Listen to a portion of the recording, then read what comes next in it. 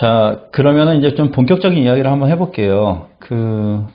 회사가 생각보다 사이즈가 좀 컸었던 것으로 기억을 합니다. 네. 거의 대부분이 그래요. 사업을 확장하다가 조금 이렇게 잘 안 되거든요. 네. 자, 그러면은 이제 기업회생 실제로 몸으로 체험해내신 그런 대표님이신데, 그것도 상당한 규모의 회사를 운영하시다가, 제가 첫 번째 질문을 좀 드려보겠습니다. 하민 대표님께서 경험하신 기업회생을 아주 간략하게 정의하면 어떤 거예요? 기업회생에 왜 들어갔는지, 그거를 먼저 설명을 드리고, 네. 우리가 이제 IT 기반의 엔지니어링 회사인데, 네. 정확하게 업종으로는 이제 전기 계측 제어를 하는 회사예요. 예. 전기 계측 제어로 이게 우리가 중소기업의 인데 그 정도 지금 매출액은 얘기할 수 없지만 네. 그 정도 규모이면 상당히 중소기업 중에서는 잘 나가던 그런 이제 회사였던 거죠. 제가 잠깐 여기서 좀 첨언을 해야 될 것 같아서요. 하민 대표님께서 이제 매출액은 뭐 말씀하기 어렵다고 하셨는데, 제가 알고 있는 바로는 대기업에서 나오셔갖고 창업하신 지 3년 만에 매출액 100억을 끊으셨고, 4년 반 만에 4년 반이었나요? 네. 예, 4년 반 만에 매출액 100억을 끊으셨고, 사업을 확장해서 매출액 1000억을 이제 목표로 가시다가 위기를 맞으신 거예요. 맞죠? 네. 예, 그럼 계속해 주세요. 네. 예. 기업을 운영하는 대표이사들이 기업이 이렇게 어느 정도 성장세에 있으면 계속 성장할 거로 생각을 하고, 맞아요. 예, 그 이제 목표를 높게 세우고 투자를 하게 되죠. 네. 그게 나쁜 건 아닙니다. 이제 우리도 이제 4년 반 만에 매출액 100억을 하고 1000억을 하겠다고 목표를 세우고 사업을 다시 재편을 하고 연구소를 만들고 신기술 도입을 해서 투자를 시작을 했죠. 네, 이제 근데 그것이 이제 이 정부의 어떤 정책 이런 거와 딱 맞아 들어가면 괜찮은데 꼭 그렇지가 않아요. 이렇게 진행하다 보면 또 이렇게 정부의 예산 문제 때문에 정부의 계획이 몇 년 늦어지는 경우도 있고 또 다른 것들이 문제가 생기는 경우도 있고 그래서 투자해 놓은 거를 또 쉽게 끊을 수도 없고 이래서 이제 성과는 안 나고 계속적으로 투자가 되는 경우가 있죠. 그렇죠. 예. 근데 이제 대기업 같은 경우는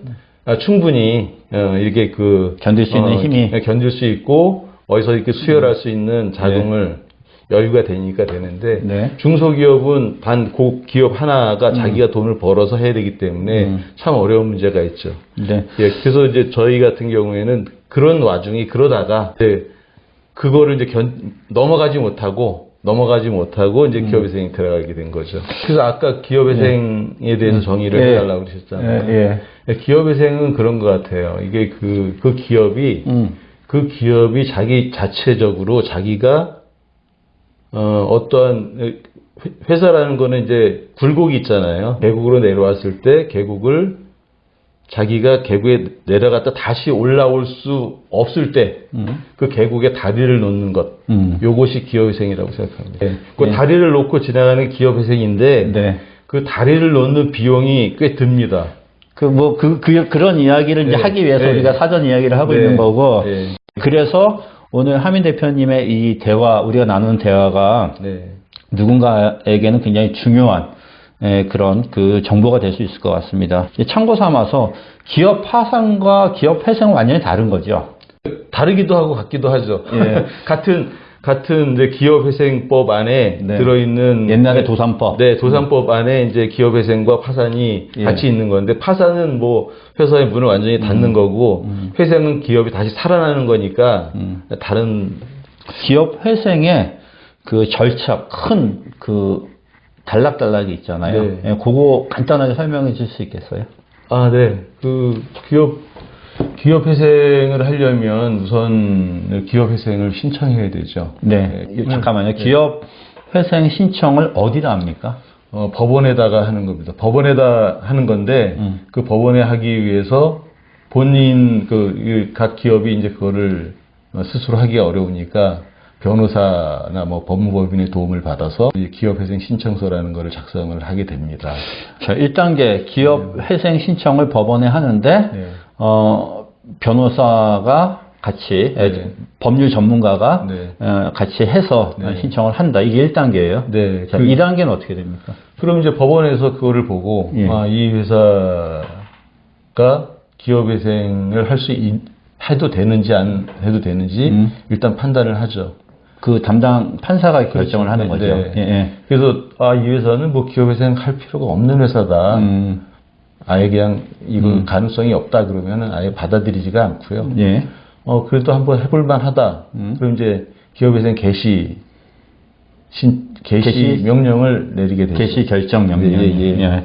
그래서 이제 그 법원에서 그래 한번 진행을 해보세요라고 이렇게 개시 결정 명령을 내지. 그다음에는 어떤 단계를 거쳐요? 네, 그 다음에는 이제 채권자들. 그렇지. 채권자들한테 이제 그 채권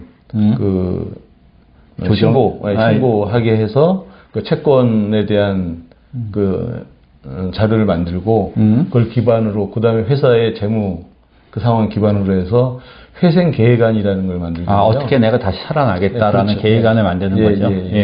그 회생 계획안을 보통 이제 10년짜리 계획안을 만들게 되는데 그 10년 동안 회사가 이렇게 영업을 하고 그리고 경비는 이렇게 쓰고 그다음에 그 채권자들한테는 이렇게 그 상환을 해서 회사가 그거를 다 채무를 상환하겠습니다라는 계획을 세우게 돼요.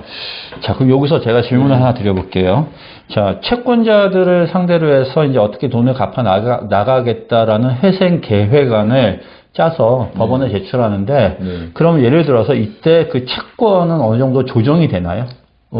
아니, 처음에는 그냥 있는 채권 그대로 다 신고를 하고요. 회생 계획안을 만들 때 조정을 하는 거죠. 자, 그러면은 그 회생 계획안을 내서 이제 법원에서 그 채권에 대해서 이 회사가 다시 살아나야 되니까 어느 정도의 그 채권 조정은 가능하다고 볼 수 있나요? 네, 가능하죠. 그런데 이제 그냥 가능한 게 아니고요. 그거를 이제 그 채권을 그러니까 채무를 이렇게 조정하겠다고 회생 계획안을 만들면 그 회생 계획안을 채권자들이 승인을 해줘야 되는 거죠. 승인을 안 해주면 안 되는 거고요. 그러니까 아무래도 지금 회사가 어려워서 돈을 갚기가 어려워서 법원의 힘을 빌려서 회사가 다시 살아나는 걸 하고 있는데 아무리 그래도 돈을 내가 그 빌린 사람들한테 대한 권리를 무조건 법원이 이렇게 무시하는 건 아니군요. 그 사람들이 채권자들이 동의를 해줘야 회생 계획안이 이제 진행이 되는 거죠. 그렇죠. 당연한 거죠. 아니, 제가 왜 이렇게 무지한 질문을 드리냐면은, 기업 회생을 하게 되면은, 채무가, 그러니까 내가 갖고 있는 갚아야 될 돈이, 어느 정도 탕감이 된다. 이런 인식을 많이들 갖고 계세요. 그런데 어느 정도 되는 건 가능하지만 그게 무조건은 아니다라는 거죠. 그렇죠. 채권자들이 동의하지 않으면 안 되는 거죠. 그리고 나서 이제 그게 채권자들이 동의가 되고 나서 이제는 회사가 진짜 그 회생 계획안대로 이제 살아내야 되는 거죠. 그렇죠. 자, 그러면 회사가 어려워져서 그 회생을 해야 되겠다라고 해서 그 신청서를 내고 그 다음에 회생 계획안이 받아들여져서 다시 이렇게 정상적인 회사 운영이 될 때까지 그 기간이 얼마나 걸리나요, 일반적으로? 회생 계획안이 만들어지고 회생 계획안 승인이 나면 그거를 이제 기업회생 인가가 났다고 하거든요. 기업회생 인가. 그 회생 계획안이 승인이 되면 기업회생 인가라고 하는데 거기까지가 한 5개월 5개월에서 6개월 정도 걸리는 것 같습니다. 그럼 그 기간 동안에는 그 채권자들이 그 채권 추심을 할 수가 없겠네요.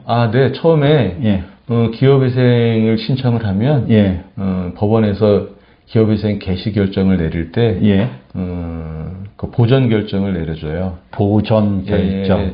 재산 보전 결정을. 지금 있는 돈을 갖고 있는 회사의 자산을 움직이지 말아라. 이 회사에 대해서 채권자들이 채권 추심을 하지 않도록 그거를